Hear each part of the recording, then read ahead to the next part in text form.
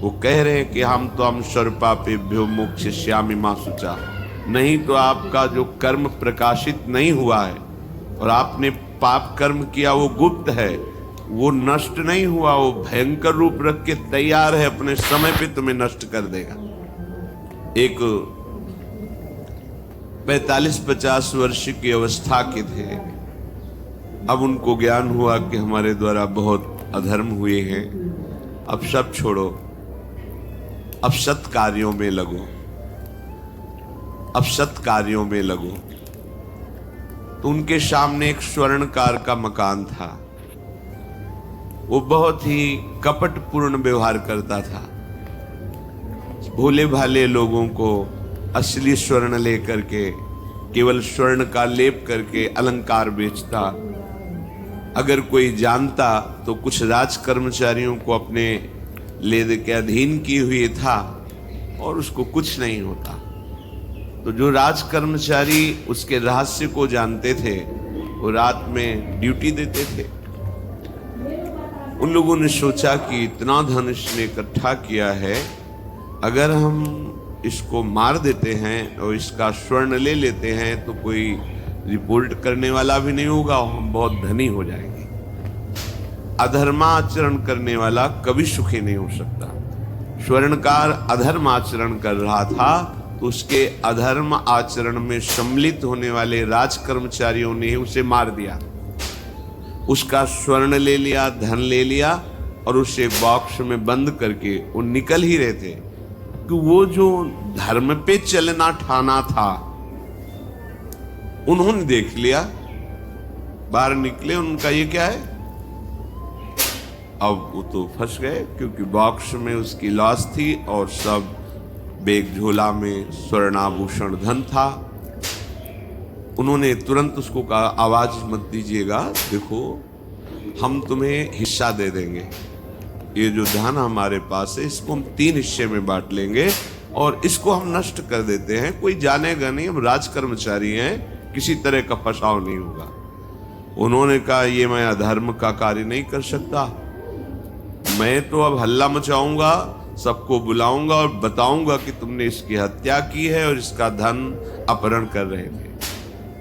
अब राज कर्मचारी, उन्होंने सोचा हमारी ड्यूटी भी जाएगी, धन भी जाएगा, सजा भी मिलेगी।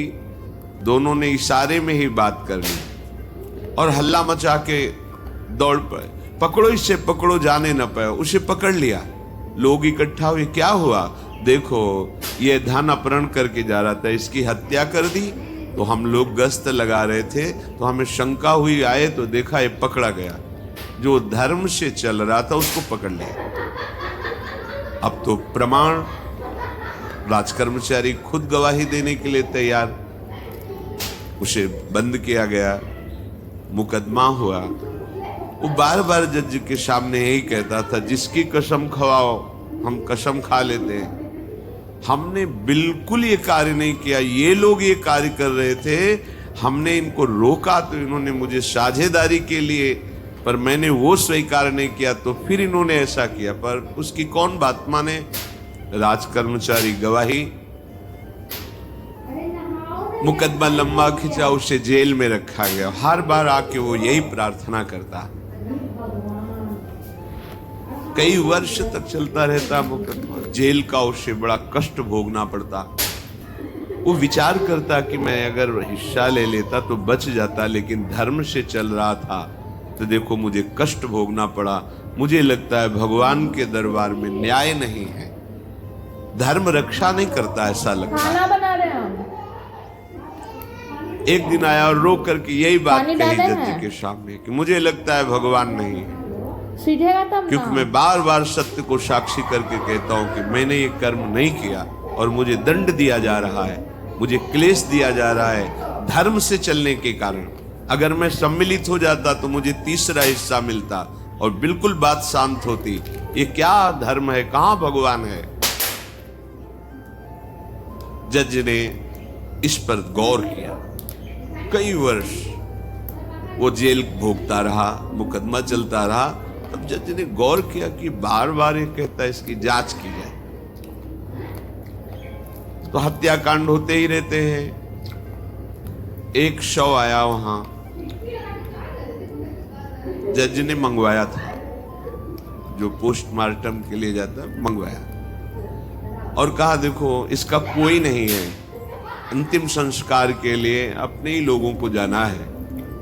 तो 2 कर्मचारी जो थे सरकारी, जो स्वर्ण चोरी में सम्मिलित थे, उनको और उसको कहा कि बस तुम थोड़ी देर नदी के किनारे बैठे रहना, हम और लोगों को लेकर के आते हैं। और एक आदमी को छुपा के बैठा लिया और राज कर्मचारी नदी के किनारे शव को लेकर बैठे।